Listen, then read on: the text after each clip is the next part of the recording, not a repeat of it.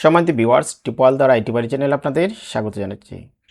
আজ জুলাই মাসের 1 তারিখ, অর্থাৎ এই 1 তারিখেই আপনার জিপি ফান্ডে কত টাকা জমা হলো, সুদ সহ বর্তমানে কত টাকা ব্যালেন্স আছে তা সব কিছু দেখতে পারবেন অনলাইনে। আর তা কীরকম চলেন দেখে আসি।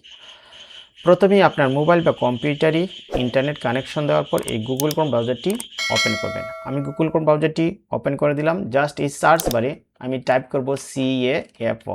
সবসময় মনে রাখবেন CAFO টাইপ করার পর জাস্ট আমি এন্টার বা গোতে ক্লিক করব, সঙ্গে সঙ্গে এরকম বেশ কিছু লিঙ্ক পেয়ে যাব। এখান থেকে লক্ষ্য করেন office of the chief accounts officer pension and fund management, এই লিঙ্কে আমি ক্লিক করলাম। ক্লিক করার পরেই আপনার জিপি ফান্ডের স্লিপ বের করার যে অপশনগুলো তা চলে আসবে। দেখেন এখানে লেখা আছে pension and fund management system Bangladesh. এখান থেকে এই যে জিপিএফ ইনফরমেশন, জাস্ট এখানে ক্লিক হেয়ারে ক্লিক করব। তারপর এখানে লেখা আছে দেখেন NID or smart NID card. এখানেও আপনার ইএফটিতে যে এনআইডি কার্ডটি বা যে নাম্বারটি দেওয়া আছে সেটা 17 ডিজিট অথবা 10 ডিজিটের, তা এখানে টাইপ করে দিবেন। আমি টাইপ করে দিলাম। দেখেন আমার টাইপ করা হয়ে গেছে। তারপর এখানে ফোন নাম্বারটি দিবেন, অবশ্যই আপনার ইএফটিতে যে ফোন নাম্বার সেই ফোন নাম্বারটি দিবেন। তারপর সাবমিটে ক্লিক করব। তারপর আপনার মোবাইলে 6 ডিজিটের একটি ওটিপি আসবে, সেই ওটিপিটি দিয়েই আপনি এটা ভেরিফাই করে নেবেন। দেখেন আমার মোবাইলে একটি ওটিপি আসবে এখন 6 ডিজিটের। তারপর এই ওটিপিটি এখানে টাইপ করে নিচের দিকে দেখেন সাবমিট আছে, আমি সাবমিটে ক্লিক করব। অবশ্যই এর জন্য কিছু সময় পাবেন। আমি দেখি আমার ওটিপি আসছে কিনা। আমার ওটিপি পেয়ে গেলাম। তারপর এই ওটিপিটি এখানে টাইপ করে দিচ্ছি। অবশ্যই ওই ওটিপিটি 6 ডিজিট হবে, অর্থাৎ 6 অঙ্কের। দেন ওটিপি টাইপ করার পর সাবমিটে ক্লিক করলাম।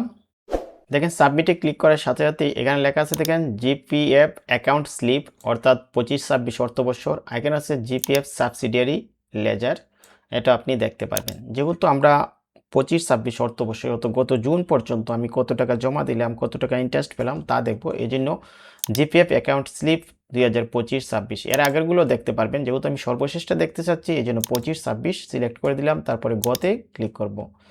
দেখেন সঙ্গে সঙ্গে আপনি জিপিএফ অ্যাকাউন্টের স্লিপসটি দেখতে পাবেন। এখন এটা যদি বড় করতে চান, এই যে উপরে একটা প্লাস আইকন আছে দেখে এখানে ক্লিক করলেই বড়ভাবে দেখতে পারবেন। দেখেন এখানে দেখা যাচ্ছে গত বছর ছিল এত টাকা, আর এখন এই যে ওপেনিং ব্যালেন্স এটাই গত বছর ছিল, আর এখন এই যে ক্লোজিং ব্যালেন্স এটা এখন এত টাকা হয়েছে। অর্থাৎ এক্ষেত্রে আপনি সারা বছরে জমা হয়েছে এই টাকাটা এবং মোট জমা হলো এত টাকা, আর এই 1 বছরের সুদ পাওয়া গেল এই টাকাটা। এভাবেই আপনারা যে কোনো একটি জিপি ফান্ডের স্লিপ দেখতে পাবেন। এই কাজটি যখন কমপ্লিট হয়ে যাবে তারপর যে ডান দিকে দেখেন একটা আইকন আছে ডাউনলোড আইকন, এখানে ক্লিক করবেন।